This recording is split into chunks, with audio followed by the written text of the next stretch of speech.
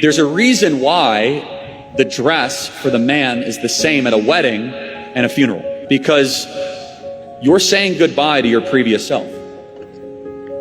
The woman is the icon, the symbol of beauty, almost always in all white, right? Ascendant. The man is usually in black and white, like he's attending somebody's death, because it is his death. No, but think about it. It's the death of the bachelor mindset. It's the death of promiscuity. It's the death of the wandering eye. It's the death of immoral behavior. It's the death of texting girls casually. It's the death of I get to do what I want to do. It's the death of just going to the bar with friends. It's the death of acting like an infant. It's the death of playing video games till 1 a.m. And it's the birth of a man. All women say this. I want to marry you, I want to marry you. Wait till you're in an argument with them and read their messages and go, this is why I will never marry you. I read their messages and they don't realize that they've ruined their chance forever. I cannot marry you because of how you talk. A wife doesn't do this. I've told you to be quiet 3 times. Well, and here you are. Women don't want to be wives. They want to just get married.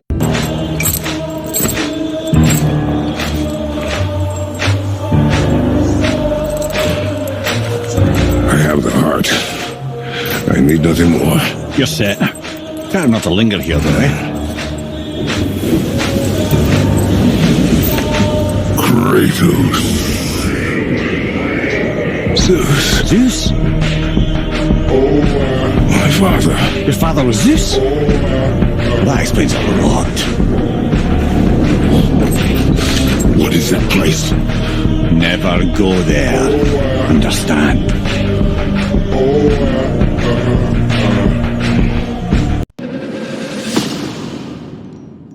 I don't consider myself to be a particularly ethical person, but I am fair.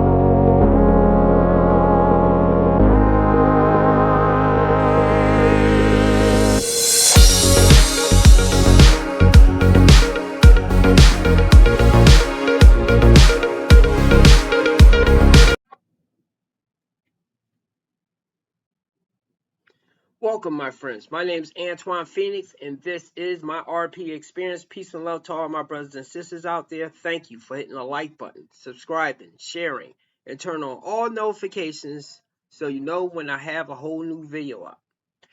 Tonight's video. Well, actually, today's video. I really need to get on a regular sleep schedule. 2 different views. Charlie Kirk was champions family, marriage, getting married, and of course, people in that red pill space, or not everybody's in that space that's saying this particular thing, but similar like an Andrew Tate that will say, don't get married. Now, I believe both of them are right, depending on your experiences with the other gender. Okay? Now, understand what Charlie's trying to do. He's trying to keep the fabric of family alive. But the thing is, though, I always heard that side of the story about what men are supposed to be, what men are supposed to do.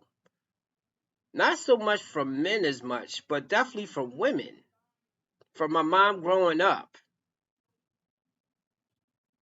And as most men unless if they're a Pookie, a Ray Ray, a thug in the street. We took that message and accepted it as that's what a man should be. Thing is, I never really hear what a woman is supposed to be. Okay? One of the reasons why feminism came is because women want to have a choice. They didn't want to just be a housewife. They didn't want to just follow the lead of their husband. And that's okay. Everybody should have a choice of what they want to be. I have another video of his right here that I'm going to dissect. And really, this is not clickbait. The thumbnail is really talking about Steph Curry, how he is married, and what he is going through. And because he's so in love, so into that woman, he doesn't see it. He won't see it until it's too late. But let's get the first part of this video over with. Come last in the family when it comes to finances. Period. That is your job. Your wife gets whatever she wants. The kids get whatever they want. And I hear all the time, like, well, it's really hard to meet ends meet. Like, let's go get a beer. I'm like, you have no reason actually to do that. Like, you are tasked with the provider. Oh, what you want all the benefits of being called the head of the household, but none of the responsibilities or the obligations. Are you earning enough money? Have you done the right work? Have you asked for a raise, asked for promotion, got up earlier, stayed up later to make sure your family does not have any financial pressures or issues? People say, oh, it's not that easy. I understand that. But then you need to come last in everything, in the sense where I'm not going to spend money on myself until my family is able to not have that kind of financial pressure. And guess what? You as men are a lot tougher and a lot more productive and can work a lot harder than you think. You can push yourself even harder. You could do a double-double. You could do an all-nighter. You could do the red-eye flight across the country. You could push yourself to be able to provide for the family. Because here's the one thing I have found. Once you have kids, there is this primal thing that comes into you where if you think you have worked hard before, when you have to go feed a child and provide for a family, you are willing to go to the ends of the earth and push yourself in ways that you never thought possible. And that is your initial and most important task as a father. Wait a minute!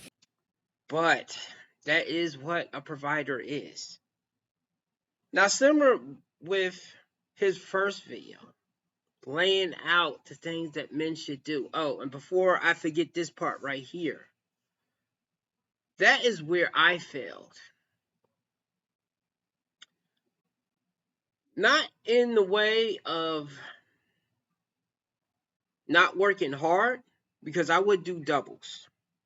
I would do everything that I could to get the money for the woman before and once she did have a baby. I really tried my best. Now the thing was, I wasn't leaping up into the company. I wasn't able to get job after job with a scaling pay that kept going to the sky. Maybe that's a skill that I did not acquire because I didn't have a father. And I was always able to get and hold a job. Okay. Hold it. I was not a person that would get a job and then get fired in a couple of months. That happened a couple of times. But most of the time, I was very steadfast in maintaining my employment. Now, of course, it wasn't enough, especially once I had a child. Now, I do think, especially since I've been single and have been able to pay child support and still have money in my bank, because even not in a relationship, I don't be spending money frivolously. And especially when I was in one, I always put her needs first and I put my daughter's needs first. I just wasn't making enough money. And after a while also, I didn't feel like I was appreciated because she didn't know some of the things that I was doing, fences I was climbing, if I didn't have a ride, how far I was walking to get to work. Okay, I remember I walked an hour and a half there and back to get to work. Now, if that's not dedication, I don't know what is. The thing was, though, I could say is my pay wasn't constantly going up. And she kept spending. And one bad thing that he said was, she should have whatever she wants. The kids should have whatever they want. I disagree with that because I've seen kids that get whatever they want and they become spoiled brats. And it also could have been my fault for turning my ex-wife into a spoiled brat because I always bent over backwards for her when she was a girlfriend. And while I wasn't perfect, I do have skeletons in my closet. The way she showed me disrespect in the things that she did from time to time, not all at once. I mean, she wasn't, while I am saying the negative, she did do some good things. Or maybe I was just looking through rose-colored glasses, getting caught up with her looks and some of the good things that she was doing from time to time. Which I still appreciate, by the way, because not a lot of women would have done what she did. Okay? And she did stand by me when I was going through some of those hard times. It's just that the disrespect never got better. It just got worse and worse over time. So, and also in Charlie's case, I don't know his background. I know when he met his wife, I read this story. Well, not read it. I heard this story that he was hiring. So obviously he was a boss when he hired her. Okay. And I know he's in that 6-figure income. Now, one thing that I'll say, and he was 30. She's older than him. She's 37. But, well, he passed away. I do think that maybe men should wait till they get around 30 to be thinking about marriage. Not to be running through women, but to get their finances up. Deal with women enough to try to learn how to pick a good one and not a bad one. There's some other things I need to say here, but I do want to move on to the topic about Steph Curry. I agree with what he's saying, but the thing is, coming from that side of the conversation, it's always what a man should do and what a man should be giving up. But what is she giving up? Now, I know when she's taking care of the family, that's a tremendous weight on her. Okay. But as far as I know, with most of the women that I've dated, and even one that I married, they still want to go out. They still want to party. They still want to be texting other men, being in other men's faces, entertaining them, that type of stuff there. Okay, so again, it's this thing of what everything that man should give up, and a woman, if she's giving it up, she's being oppressed, she's being controlled. This is why I believe a woman has to view as her first choice, or be real religious, buying into that particular lifestyle. But if she sees you as like, oh my God, I just want to make him happy, that you become her, that she puts you on the pedestal, like you can both put each other on the pedestal, but if she doesn't put you on the pedestal, she's going to treat you any kind of way, like Ayesha Curry is treating Steph Curry. I don't know how they are behind closed doors, but when I see what she's doing online, this reminds me of a thing of a woman, okay, a man that's abusing a woman, and everybody's telling her to leave him alone. But she won't leave because she's so in love and she sees the good in him and blah, blah, blah. This is similar of when a woman is abusing a man by showing disrespect, cutting him down verbally, not really showing him praise or appreciation, respect. And he's so invested in wanting to have her validation that he will just stay there and take the abuse and still try to defend her and be with her until she eventually burns down the house and leaves him. Let's move on to the main story. What's going on, guys? Jada Black here. Shout out to everyone that's tuning in. I want to talk about this story that kind of went under the radar a little bit. I knew about it, but I was taking care of some other commentary, but I was going to get back to it because here you have an example of a man with no self-awareness. He's in love with a woman who has one foot out the door. And maybe he doesn't believe that, but I think that Steph is a little bit insecure.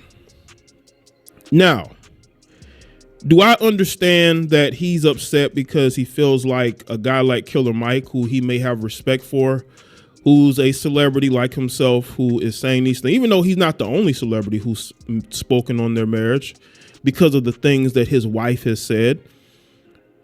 And maybe that's what made him have a meltdown and post and delete his response to Killer Mike, which was very emotional. Very emotional. It's almost like Aisha Curry wrote it, you know. I think Steph Curry needs to be upset at the one person who's embarrassing him, and that is Aisha Curry.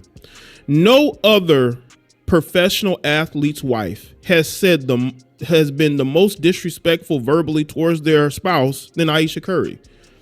And we've seen some marriages, we've seen some divorces, we've seen these athletes who have wives that are a little bit out there, but they don't go to the depths that Aisha has. Aisha has done 2 podcasts in a span of 10 years speaking about their spouse in a not so flattering way. Okay? So instead of Steph addressing his wife and telling her, you don't need to do no more podcasts, he allows her to do it. And not only does she disparage him, she puts out even more detailed information. Now, I spoke on Aisha Curry's most recent podcast where she embarrassed him. I'll link it in the description box. Instead of him being upset at his wife and checking his wife, he wants to get upset at the internet. He wants to get upset at Killer Mike, who was just responding, who wasn't upset. He was joking, right? I don't think Killer Mike dislikes your wife. He's a celebrity. He's been around other celebrities. He's had conversations. He comes from a place of perspective. And to him, it's disrespectful what she is doing. And this is a perfect example here of the man is the provider. He's giving her a lavish lifestyle. And she's still not happy. What is it when the woman is still not satisfied and she's doing everything that Charlie Kirk has said that the husband should do? She's doing everything else and beyond that the woman should not be doing to her husband if she loved him. Now, the one thing I'll say in Charlie's case, his wife wasn't having interviews about him. His wife was not out here talking all crazy about him. But this guy here that's giving the woman everything financially that she could need, she's still not happy.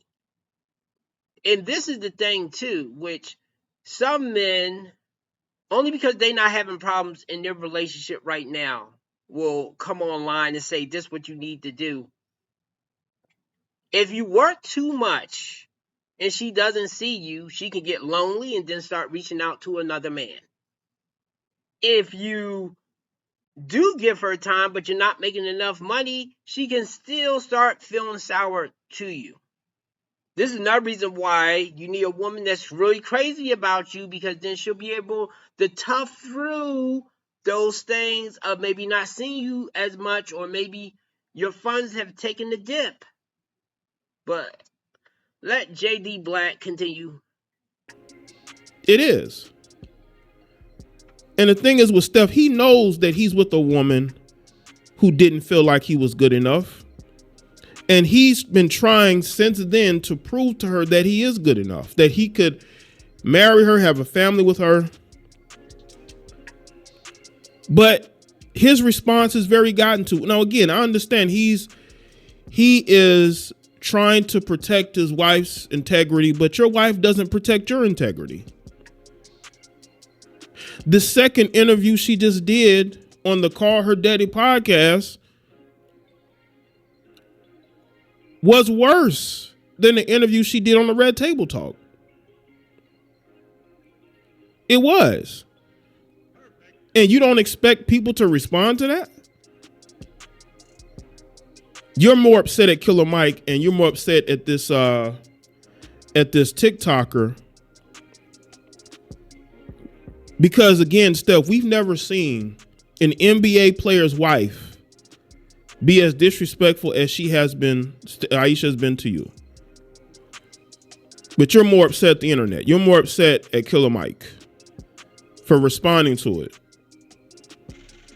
You're more upset at the internet than your own wife for her embarrassing you, because that's what she is doing.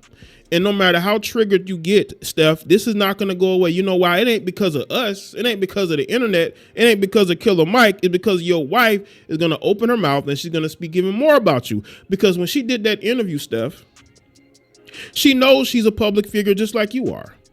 But she went out of her way to tell the world that she felt like she would have been much better off if she wasn't an NBA player's wife. She thought you were going to be a basketball coach.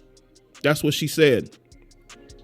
But here you are getting triggered, getting emotional, going at Killer Mike because of what your wife said. Killer Mike didn't make up anything that, he didn't just wake up one day and decide, I'm going to go after Aisha. He was responding to a video because, again, he's on the internet just like everybody else. You know how many of you blue check mark celebrities are constantly in the shade room and these other blogs giving your opinion about other people's relationships? So Killer Mike can't give an opinion about your relationship when you have other people who give opinions about other people's relationships all the time? This is why I'm saying you're more upset about strangers and the internet than it is about your wife, who's intent on making you look like you're not good enough, even to this day. Let's get into this. According to Yahoo, Steph Curry has a reputation as one of the nicest guys in the NBA, but the basketball superstar will draw a line in the sand when it comes to disrespectful comments about his wife. The Golden State Warriors point guard hopped into the comment section when he spotted rapper Killer Mike responding to a video criticizing Steph's wife of 14 years. Aisha Curry, TikToker Buki Woods posted the video accusing Aisha of embarrassing her husband, which she did, by sharing her insecurity over not getting as much attention from men as Steph gets from women. She wants to be Glorilla or some bleep, Woods says in the TikTok. Like, we get it, bro. Just go drop an album or some bleep, because that's what's going on. But again, Steph is more upset about the internet than what his wife is doing, which is undermining him. For his part, Killer Mike took to the comment section, writing alongside 3 laughing emojis. My N-word says she want to be glow. Man, Steph doesn't deserve embarrassment for real. God bless him. In his response, Steph said he comes to expect takes like these from other clowns, but thought better of the 4-time Grammy-winning Run the Jewels MC. He says, Killer Mike, nah, not you, Mike. Curry wrote in a screenshot from the shade room. I'm cool staying silent and letting these other clowns have their moment and you're the worst of them, he wrote, tagging the original poster Bookie Woods. But you're better than that, Killer Mike. Stay in your lane and let God keep blessing me like he is. We are good over here. Steph ended his missive, I guess as a comment with the peace sign emoji. Now, he deleted it because he probably was getting cooked in the comment section. So he deleted the post. And let me tell you the mistakes that Steph Curry made here. He wants to call people clowns, but he tagged Bookie Woods, who was a TikToker. He tagged him because he wanted him to see the comment. All you did, Steph, was legitimize Bookie Woods. You legitimized him. You didn't just stay on Killer Mike. You wanted both of them to see that. You think that Bookie's going to stop making TikToks and speaking on your situation because you tag him in the post and you delete it? And then you tell Killer Mike to stay in his lane. Steph, why don't you stay in your lane when it comes to politics? You and your wife openly supported Joe Biden years ago. And also, I believe you supported Kamala Harris. You didn't stay in your lane politically, but you want other people to stay in their lane. When your wife goes on the internet and does a podcast 10 years after she did the Red Table Talk, and not only say the same thing, Steph, but she doubled down on it. But you're upset at the internet. You're upset at a TikToker. You're upset at you upset at everybody else except for the woman who has twice now made it abundantly clear that you weren't good enough before the marriage.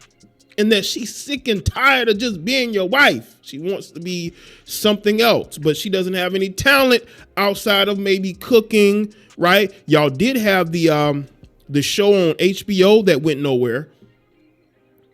So she's just sick and tired of just being your wife, Steph, but you're upset at the internet. Nobody is lying on her. Nobody's picking on her. She decided to tell the internet you weren't good enough before marriage.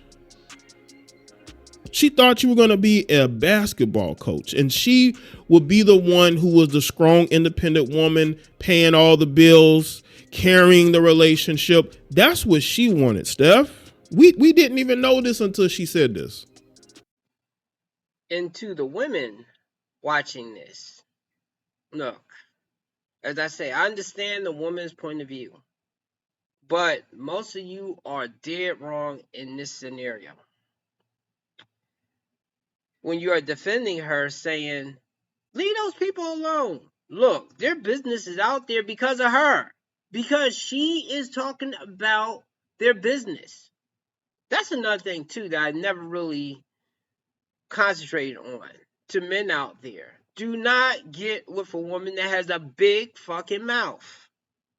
That she has to be heard. That she has to be in the spotlight. Especially at your expense.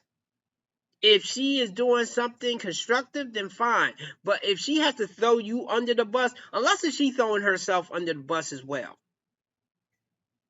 Because almost every woman that I've ever met that's talked about their exes, they've never said anything about themselves. They will say how horrible their men are. But they will not say what they did. Or if they did, they will leave certain things out. Right there. So, if you're not going to tell the whole story, then don't say nothing. Shut the fuck up. Daughters and 2 sons together. And this is the post here. He was hella triggered. When you start tagging people, you're in your feelings. When you start tagging people, you're in your feels. You need to go address your wife and stop trying to address people who aren't in your marriage. Your wife came to the internet twice, did 2 different podcasts within a 10-year span, and told the world how miserable she is being your wife. And you're more upset at Killer Mike. You're more upset at this TikToker. Your priorities are in the wrong place. This is why the Golden State Warriors aren't winning another championship. Priorities in the wrong place. I just think that Steph is a guy who's clearly in love with Aisha. He has those rose-tinted glasses on, and he doesn't see it. And there's been a lot of men. I've met Steph. We've seen men like you we see men like you all the time, and they always get their bubbles burst at the end of the day. They always realize that the woman that they with don't really want to be with them like that. This is why Steph is going to play until he's 50. Because Steph knows that once he retires, this marriage is over. Because we've seen this movie over and over and over. She's already planting seeds, but you don't see it. You're more upset at the internet. You think the internet is just making things up and they're just picking on her. No, they're not. Nobody would be talking about Aisha stuff if she didn't go on the podcast and put y'all business out there. And she added more information, more context to what's been going on. And again, you're upset at Killer Mike. You're upset at this TikToker, but you're not upset at the woman who put the information out here twice. Steph, she could have spoke on y'all marriage and not add those other things in there, but she made sure to do that because she's tired of just being your wife. She knows that she is getting older and there are things that she wants to do. And unfortunately, Steph, she doesn't just want to be your wife anymore. And I think you know that, which is why you're triggered by this comment. And Steph, and the thing is, Killer Mike was just joking.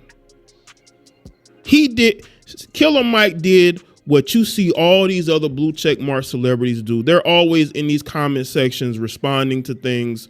This stuff is normal. But you got in your feelings because you know what he said is true. You were embarrassed. Yeah, playing devil's advocate here. Well, what else is he going to do? She got him by the balls, basically. Okay?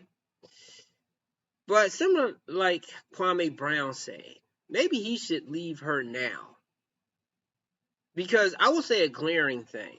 And I know this because of how my relationship, how my marriage played out. My marriage into divorce played out. Aisha Curry is telling me she doesn't respect you. And when a woman doesn't respect you, she gets worse and worse and worse. Not better. Don't think a baby's going to fix it. Don't think buying her a gift is going to fix it. I'm not even sure making more money is going to fix it. Spending more time with her is going to fix it. Is she just going to get worse? And it goes all the way back to the thing that a lot of people make light of, is that you wasn't her first choice. That she was like, I really didn't like him like that. Women always downplay that. Men, you guys need to start being honest. You need to start being like, hey, I didn't really like her at first because she gossiped too much. She talked too much. She had too many guy friends. She was too flirtatious. She came off to me, I thought she was a 304. You need to be more. Men need to start saying this kind of shit here and watch how women react when we do it. But most of us is not going to do it because we have class. And of course, two wrongs don't make a right. But I now know if you are with a woman and she's always talking about some other man, some other woman, some other feeling, some other person that's not you. If you can hit, then fine, go ahead and do it. But do not make her the center. Do not make her the woman like, hey, this is going to be my woman. Because, like, on another video, a guy say, you're a loser if you do that. Okay? Not you personally being a bad person, but you're going to end up as a loser at the end of the day, years later. And that's the thing. A man may play a woman short term by getting the skins and getting out. A woman will play you long term by getting in a relationship, getting into a marriage, and then years later, after she thought she got as much as she can get out of you, than cashing her chips in and leaving the casino. That's how it's going to feel once that happens. Do all women do this? No, because I don't like to generalize. And if you say all of a certain race, a certain gender, whoever it is, then what's the point? Okay, then it is no hope. Look, I can't come on here because there's like billions of people on the planet. I haven't met everybody. If I had met half the population, then maybe I would make more sweeping comments like that. But because I have seen good relationships from afar, and I have experienced how good women can be. There are good women out there. To the women, there are good men out there. Thing is, though, we got to stop this thing of how they need to be perfect. Charlie Kirk, earlier in the video, painted a picture of the perfect provider man. What if that man loses his job? What if he has a down thing? I would think Charlie would say, like, well, I understand why she left. That type of stuff there. But women get certain perks that you can't leave them because they are been having a bad attitude, that they gained some weight, that they just been acting like a total demon, and you just met a woman that's treating you better, and you are like, you know what? I'm done dealing with you. I'm going to leave for somebody else. During the latter stages of my marriage, before the divorce, there was 2 women that I met that could have been potential women that I could have just moved on with them. And they were totally my type. Okay? Totally my type. But because of loyalty and because I have a daughter, I was like, I'm not even going to entertain that. Did I talk to the person? Yeah. But I did not pursue. I did not let it go further. I did have part of me that was like, yo, she really likes you right here. You should see where this goes. Now, if this was the woman, she would have been encouraged to do this because she's not happy in the relationship. But there's no safety net for men. So, because I know that right now, especially most of the laws is not in our favor, except for one that was changed with the child support thing, how men can get the tax return if he's been paying child support. I think that only happens if they are stifling that money out of your check. The government is doing that. And I think that's fair. Because, I mean, I'm paying all this money for that. I should get some type of credit. But because that stuff is not fair right there, I have chosen right now not to really play the game. Will I date? Yes. I'm not saying some woman may not come and change my mind, but most of them, prove what I've been finding out right. That most women are not worth the squeeze. Okay? The juice ain't worth the squeeze. Not a little bit, a lot. A lot. I would say a lot in the fact of the women that I would be attracted to and the women that I would be compatible with. Because there might be a woman that might be perfect for me, but we would have nothing in common, and she could be on the other side of the earth. Okay? So, that's it. Give me a like and subscribe. To men out there, if you are in a marriage and it's halfway decent or you have a good one, then don't mess it up and keep doing what you're doing. Women, appreciate the men that are bending over backwards, that are providing for you. See, these are things that they never say that a man should be getting from the woman. And this is why I cannot totally buy into that thing, even if it's a Charlie Kirk or somebody that's talking about family values, because it always is just one-sided. One side. Yes, I know a man has responsibility, but even though I have the responsibility, I don't want to be lording over the woman saying, do this, do that. I want her to want to do it, and I want her to have a choice. Okay? I'm not trying to be a dictator. On the other side, I feel like she is being a dictator and being ungrateful and not treating men well, that is going over and beyond to try to make her happy. That's all. Make your choice, but make sure she's the right one. And if you can't decide if she's the right one, then don't do it. Don't do it.